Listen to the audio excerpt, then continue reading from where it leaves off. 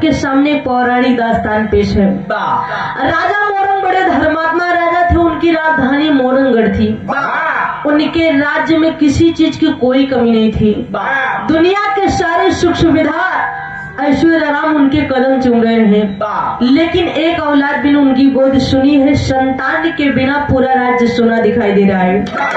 राजा इसी बात से दुखी रहता है कि मेरा चौथापन आ गया, मेरे सर के बाल सुन हो गए, फिर भी मैं आज तक संतान विहीन हूँ।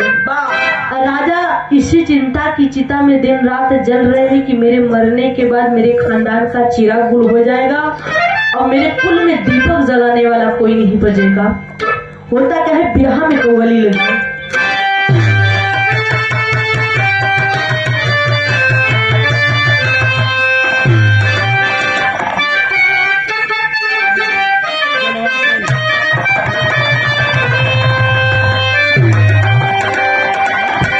अंजलि भैया सोईगन का अच्छा जागा कहा कि देखा कौनो प्रेमी प्रेमिका के बात है।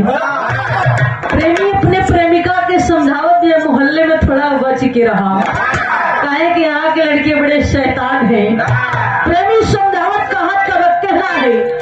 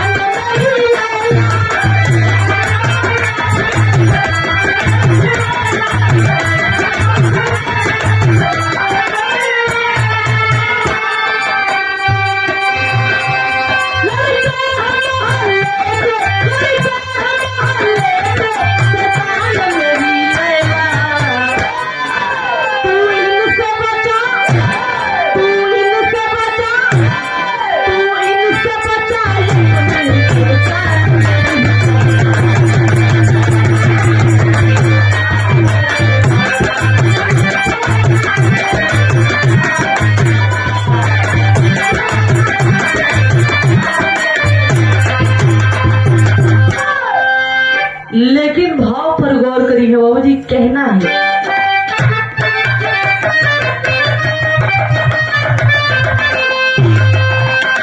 ये देखिए एक बार फिर से परम आदिपम श्रद्धेय एसबी मास्टर त्रिश्याम बाबू यादव जी इस राय इनायत पट्टी की धरती से इस कव्वाली पे प्रसन्न होकर 51 रुपए देकर सम्मान की बहुत नमन है, आशीर्वाद की कामना है।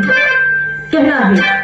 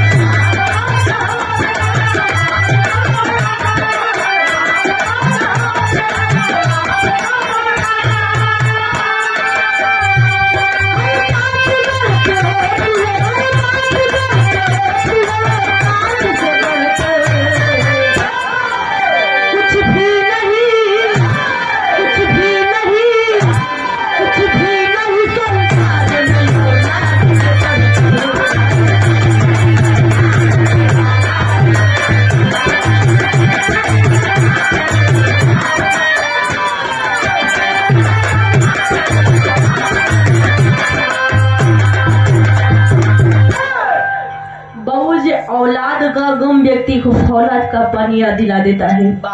इस संसार में औलाद से बड़ी कोई दौलत नहीं है। बाबूजी जरूर उसके सीने पर हाथ रखकर पूछा जाए जिसके पास दुनिया के सारे सुख सुविधा ऐश्वर्य विराजमान हो, लेकिन एक औलाद न हो, उनकी आत्मा पर क्या गुजरती होगी। ऐसी ही दशा राजा मोरंग की है। राजा मोरंग अपने मन में करते हैं पश्चाताप।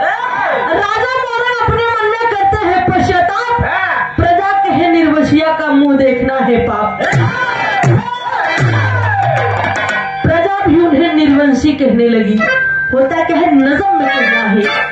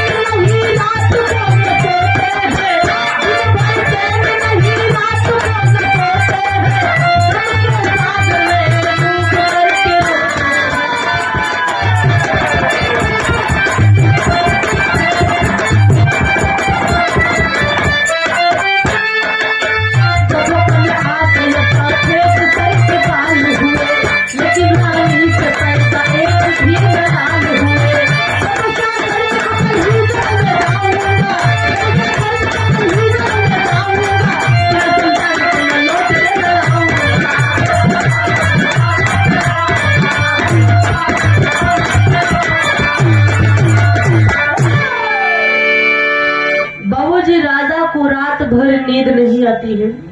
राजा निर्णय लेते हैं कल सुबह राजधानी छोड़कर मैं जंगल में तपस्या करने चला जाऊंगा। ऐसे राज्य में रहने से क्या फायदा जहाँ की प्रजा राजा को ही निर्वंशी कहे। बाबूजी सुबह होने के बाद राजा खजाने की चाबी मंत्री को सौंप कर रानी से पुत्र प्राप्ति के लिए जंगल में जाकर तपस्या करने की सहमति लेते हैं।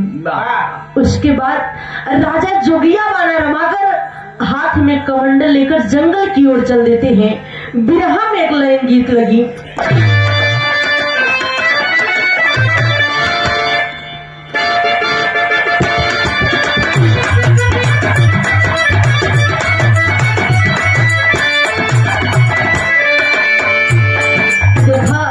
बिरहा में बड़ी पुरान तर्ज है।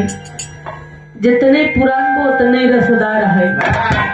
कहा जाता है कि पुरान चीज बड़ी वजनाई रहा था। नया 9 दिन पुरान सब दिन बढ़िया बढ़िया गाना बई बजत रही। 4 दिन बजे ओकरे बाद एकदम समाप्त हो जाई। हमरे माता जगदम्बा के गीत आई।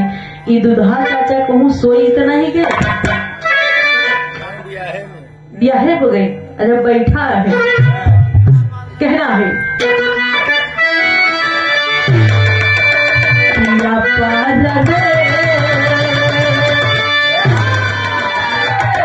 या परदेश गईले तार लागे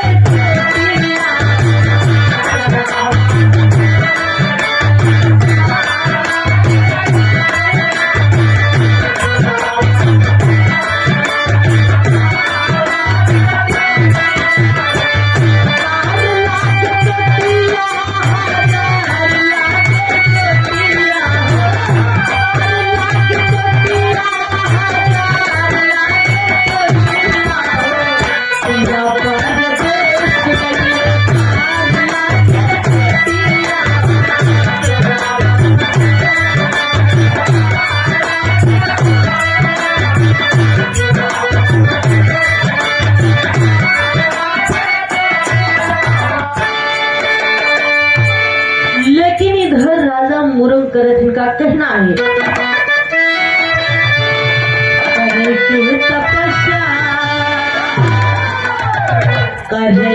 तपस्या राजा आए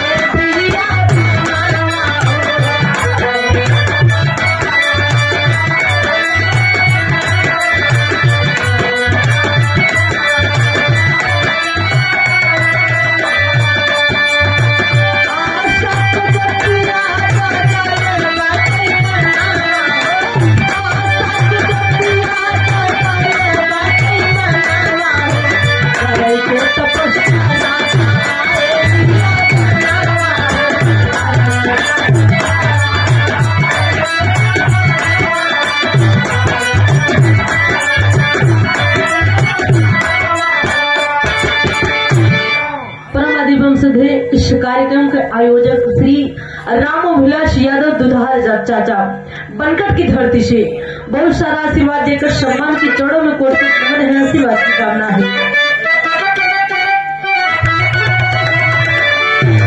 जंगल के पीछे वाले पहुंचे हैं जाई, सुंदर रास्ता न पेला चलना जाई।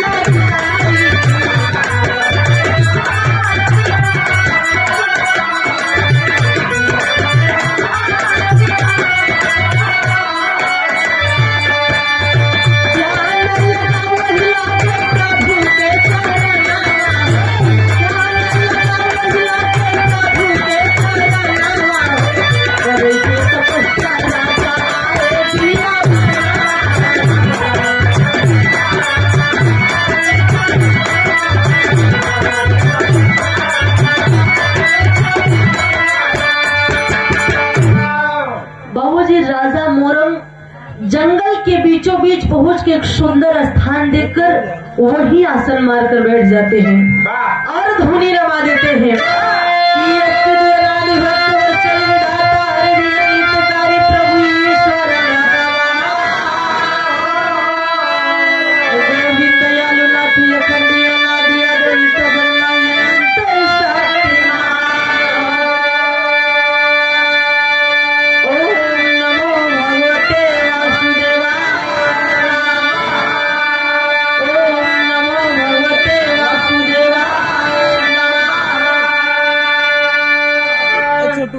और द्वादश मंत्र का जाप शुरू कर देते हैं। बस बाबूजी होता क्या है, उधर से देवर्षि नारद गजरहिया चुनी मुंडहवा मुड़ अलौकिक बाजा